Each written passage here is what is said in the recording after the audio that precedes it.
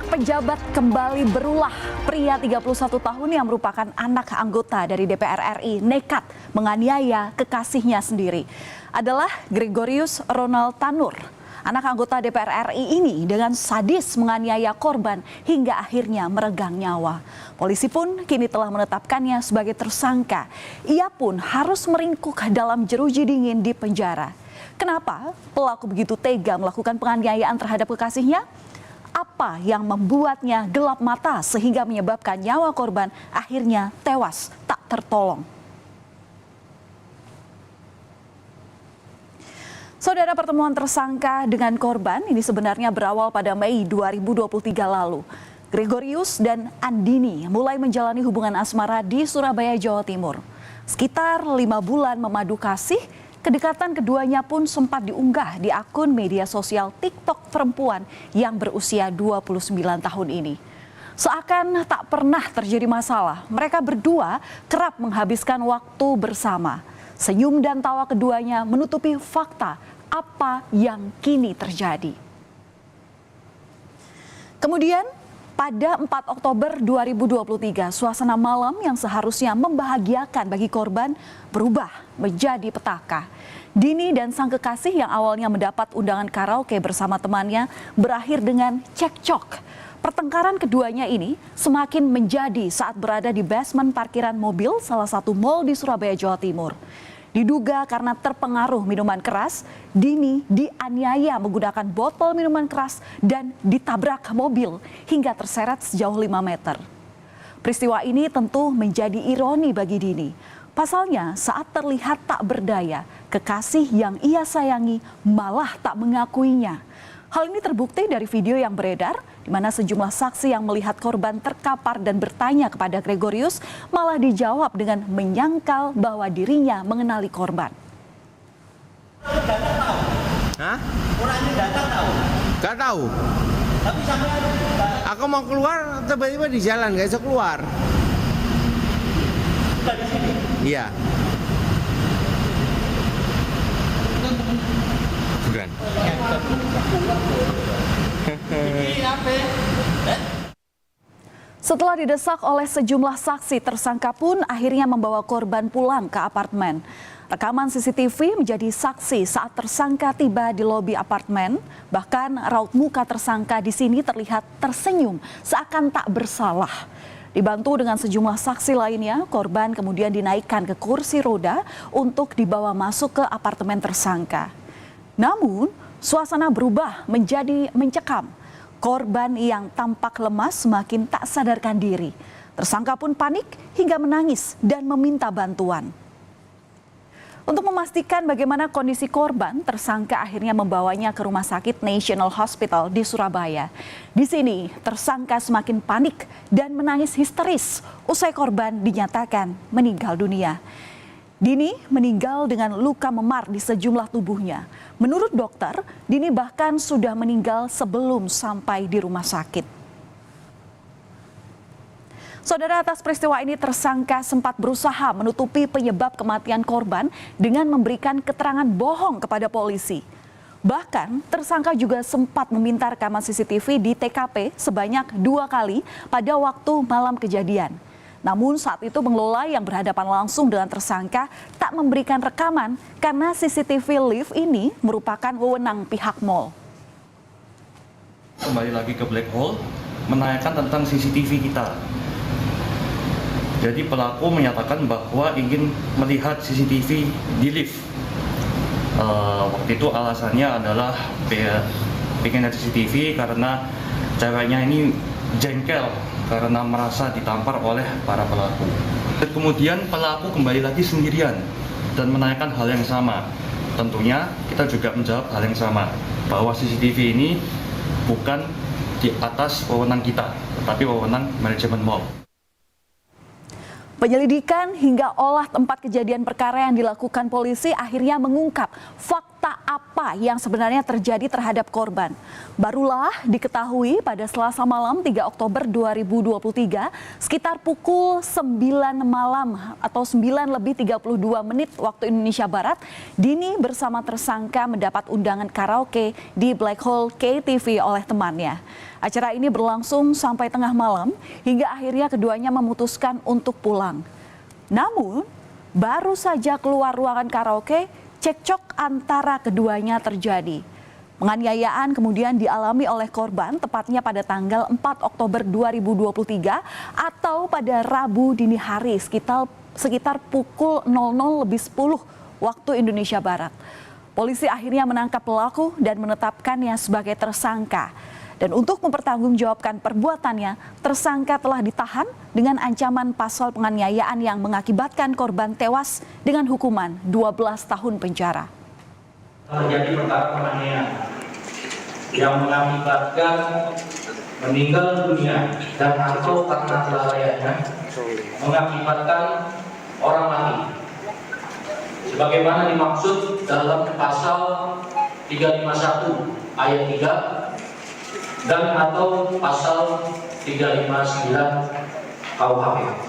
Kalau motif itu masih kami pendalaman ya, terkait dengan yang bersangkutan itu anak pejabat itu nanti kami pendalaman ya.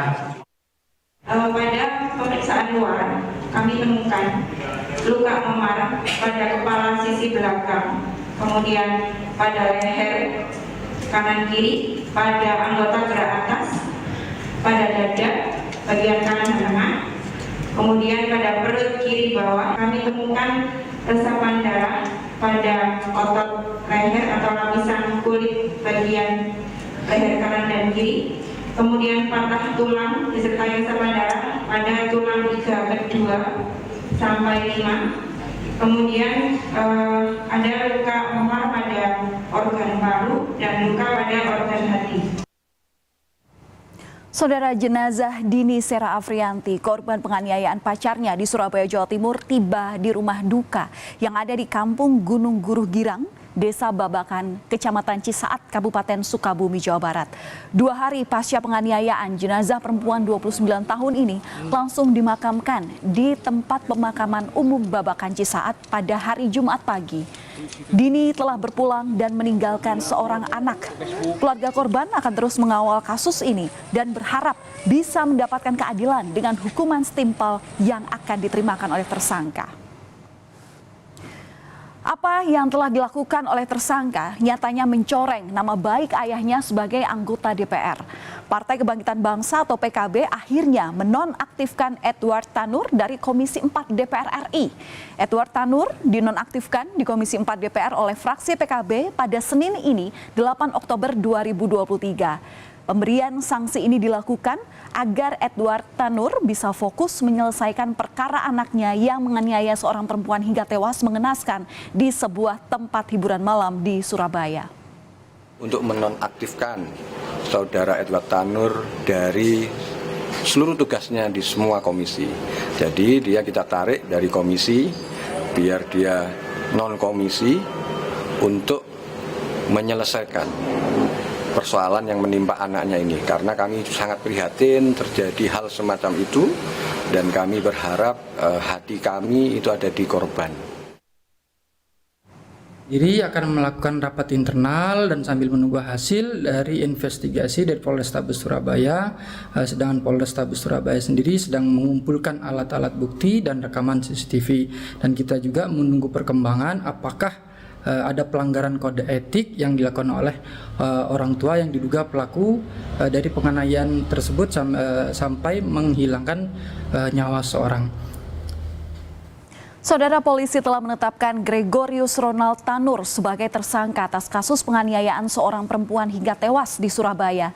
Kami kutip dari Kompas.com, tersangka diketahui berprofesi sebagai investor saham yang pernah tercatat memiliki kepemilikan PT Bekasi Asri Pemula Tbk pada tahun 2022.